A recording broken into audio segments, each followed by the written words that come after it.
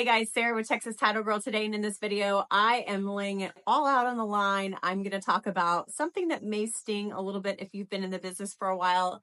It's about what I think reps do wrong and the things that I think we shouldn't be doing, the things that I see reps doing in the business. I'm guilty of it too. I've been in the business 6 years. If you've never watched my videos before, I did a lot of things wrong in the beginning. I still get it wrong. I allow myself to backslide, get in my own head, fall back into bad habits. I'm human. I can't help it.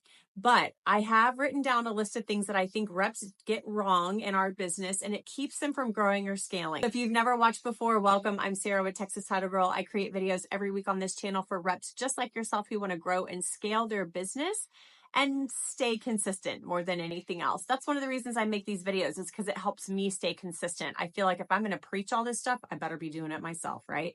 So let's talk about the things I think reps get wrong in our business, starting with number one. I think one of the first things that reps get wrong is relying too heavily on any one client.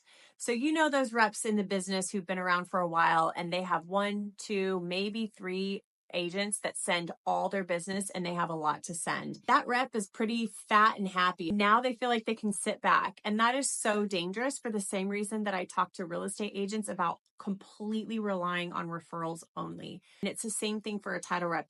If you have all your eggs in one basket, you're completely reliant on a builder account, on a refi account. I mean, where would we be right now if we were just reliant on refis? Or you have 1 or 2 agents that send you their entire book of business. What happens if they retire or have a falling out with you and they stop sending business? It can really be detrimental. I would highly advise you against putting all your eggs in one basket and instead diversify. All right, this next one, selling versus solving. Okay, so a lot of reps will go in and pitch why their title company is the best. We have the best clicky pens. We have the best closers. We have the best donuts. Most agents are sitting there saying, we've heard it all before. You're just like all the others. But if you go into it with a, how can I add value mindset? Again, solving versus selling, I think you'll be much more inclined to be able to start a relationship with a new agent, to begin getting business, or at least one opportunity to get a contract from an agent, because you go into that meeting with the mindset of, I'm going to try to solve a problem for them. I'm going to try to find a pain point and be the answer and the solution to that pain point. All right, number 3, follow up. I told you I was going to talk about it in every video, but don't fast forward because you think you've heard it before. I want to give the example of what I think title reps get wrong when it comes to follow-up. I think title reps show up. They go to offices. They go to pop-by events. They go to happy hours. I think what they get wrong is that that's all they do, and then they don't get systematic with picking up the phone and calling an agent to actually follow up and say, hey, I want to meet with you. They don't put that agent into their CRM and say, I need to call this agent every week for the next 6 weeks until they answer my call. Or I've met with them. Now I need to put them in my CRM and follow up with them in the next 3 to 5 days as a courtesy to remind them about the commitment they made. There's all kinds of follow-up games depending on where you're at in that sales cycle. I think most reps get it wrong when it comes to following up. I'm guilty of this. Let me toot my own horn and then throw myself under the bus. So what I'm really good at is trying to get that appointment. Like, I'm determined to get you to answer the phone or return the text and say, yes, I'll meet with you. I get a commitment. I get a contract that they say they're going to send. Where I fall short sometimes is I get that commitment. Now, how long am I waiting before I follow up with them again? So if I meet with them on a Tuesday and they say, yes, Sarah, we're going to send you our next deal. Great. Can't wait. How long am I waiting until I commit, or how long am I waiting until I connect with them again? Sometimes it's too long. I'll admit that. And that's a systematic error on my end. I don't put them into the CRM to remind myself, hey, I got to follow up with these people in 3, 4, or 5 business days. I got to remind them of their commitment.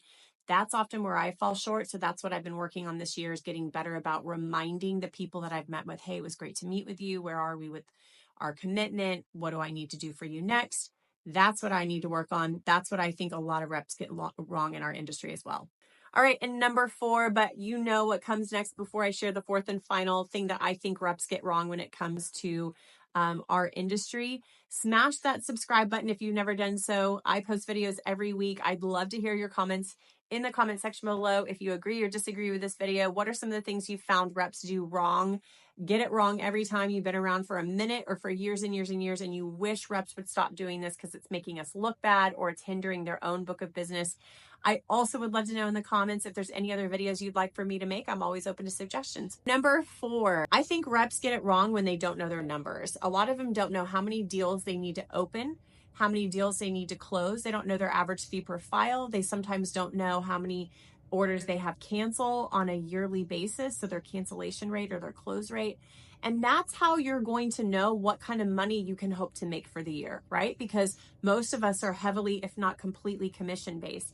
So if you don't know what your average fee per file is, if you don't know how many deals you need to be bringing in on a monthly basis, obviously those months being different, because in a lot of cases, real estate is seasonal. There are certain months of the year that tend to bring in more orders than others.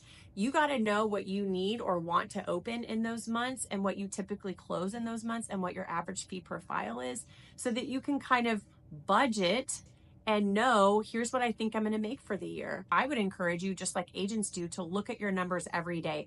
Where am I at this month? How close am I to reaching my goal? So my question to you is, which of these mistakes have you made and which of them are you working to fix now? Drop a comment, let me know. And remember, if you want personalized support coaching or you want to give me a call, you can find all my information on the homepage of my YouTube channel or in the description of this video below. Otherwise, I'll see you in the next video.